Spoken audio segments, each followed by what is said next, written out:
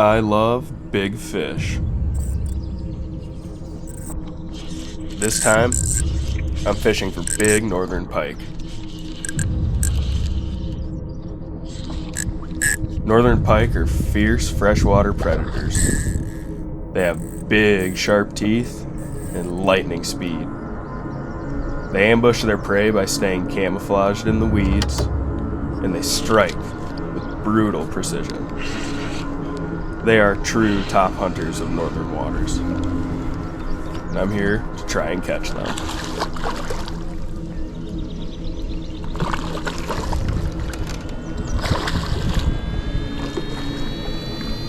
Yes! Yes! One thing I've learned about northern pike, they like to break line, so be prepared with steel leaders. And red-eyed daredevils are northern pike candy. I learned this from a couple old-timers, so if an old guy tells you something, sometimes it pays off to listen to him. Right here I'm casting the lure into a natural spring that feeds into the lake. There are a lot of weeds for pike to hide in, and the spring attracts small fish that pike like to eat. I got some weeds stuck to the daredevil. The weeds caused the daredevil to come to the top of the water, but I guess the pike don't mind. Whoa.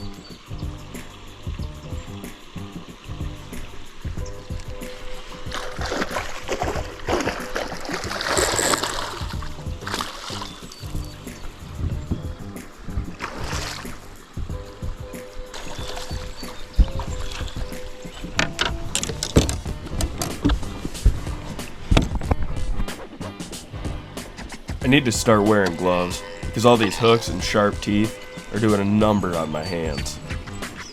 I'm gonna need new fingers after this. You guys are hard on the body.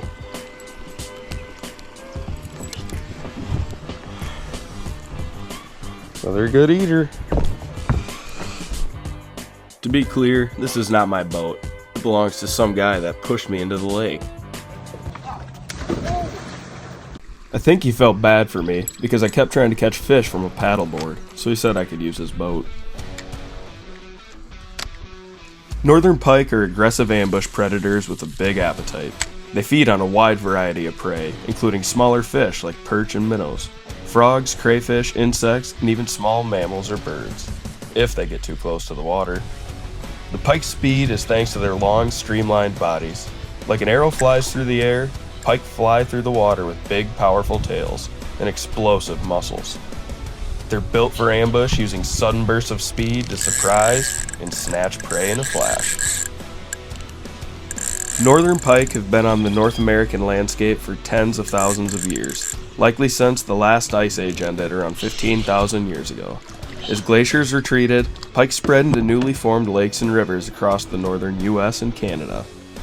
While their evolutionary roots trace back millions of years into Eurasia, their presence in North America dates to post-glacial colonization during the prehistoric era.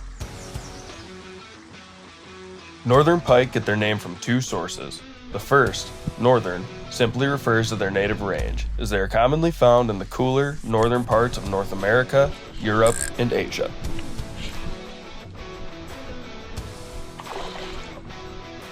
Second, pike comes from the medieval weapon, a long spear used by old-time soldiers, because the fish's long, pointed body and sharp snout resembles the shape of a pike weapon.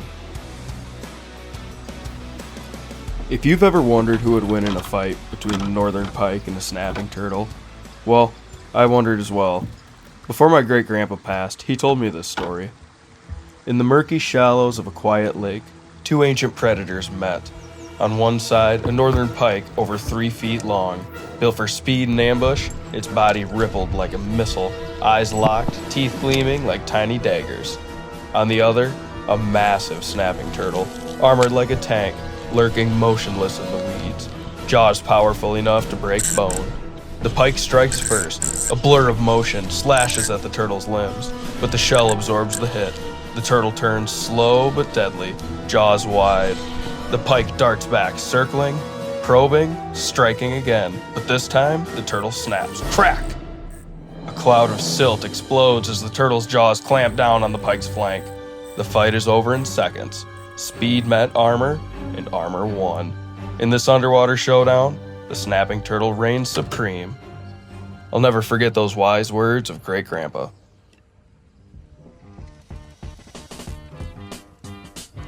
The lake I'm fishing is in northeastern South Dakota, in the Prairie Pothole region. The Prairie Pothole region scatters across parts of the Dakotas, Minnesota, Iowa, and into Canada, being one of North America's most important wetland ecosystems. Formed over 10,000 years ago by retreating glaciers, this vast area is dotted with millions of shallow depressions, or potholes, that fill with water in the spring and summer. They may look like small ponds or marshes, but they're ecological powerhouses. These potholes provide critical breeding habitat for more than half of North America's migratory waterfowl. Ducks, geese, and shorebirds flock here in the spring to nest, feed, and raise their young. That's why it's often called North America's Duck Factory. But it's not just birds. These wetlands support amphibians, insects, native plants, and countless other wildlife. They also serve as natural water filters, trapping sediment and nutrients. And they help reduce flooding by absorbing runoff. The land between the potholes is rich prairie, much of it now used for farming. And while agriculture has transformed parts of the region, conservation efforts continue to protect what's left of this unique landscape. The Prairie Pothole region might not look dramatic from the air, just rolling grasslands and glimmering ponds, but it's one of the most vital and productive ecosystems on the continent. Quiet, wild, and teeming with life, it's the heartbeat of the Northern Plains.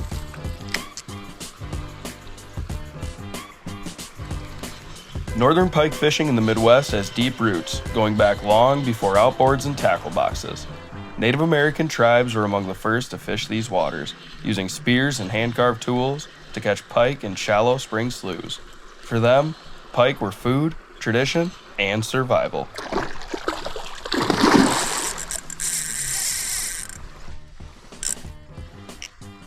As European settlers arrived in the 1800s, they quickly learned that these long, toothy fish were aggressive, abundant, and delicious. Pike thrived in lakes and rivers of Minnesota, Wisconsin, the Dakotas, and Iowa. Anywhere there was cool water with weedy cover. Early anglers fished from wooden boats or the shoreline, using live bait, homemade lures, or even hand lines. By the 20th century, pike fishing became a regional pastime. It was affordable, exciting, and perfect for families and weekend warriors. In the 50s and 60s, flashy spoons like the Daredevil became classics, and folks flocked to the northern lakes for the spring bite and ice-out action. Northern pike earned a reputation as a working man's game fish. Scrappy, aggressive, and found in just about every farm pond and glacial lake across the Midwest. Today, they're still beloved for their fight, their size, and their place in Midwest fishing culture. Whether you're trolling a weed line or casting from shore, I'm casting from a boat. Chasing pike is more than a sport. It's part of Midwest identity. Alright, let's clean these fish. A lot of people don't like to keep and clean northern pike because they have a layer of slime. But that slime serves a purpose. First, it protects from infection. The slime acts like a biological shield, helping protect the pike from bacteria, parasites, and fungus in the water. It also reduces friction. It helps pike glide through the water more smoothly, which is part of why they're such fast and agile hunters. Right now, I'm just filleting these pike out like you would a walleye or a perch. The pike fillets have Y bones in them, but I won't worry about those until I get home. A lot of people pickle their pike, and that takes care of the Y bones. I like to make pike cakes. You grind up the meat, turn them into a patty, and they are delicious.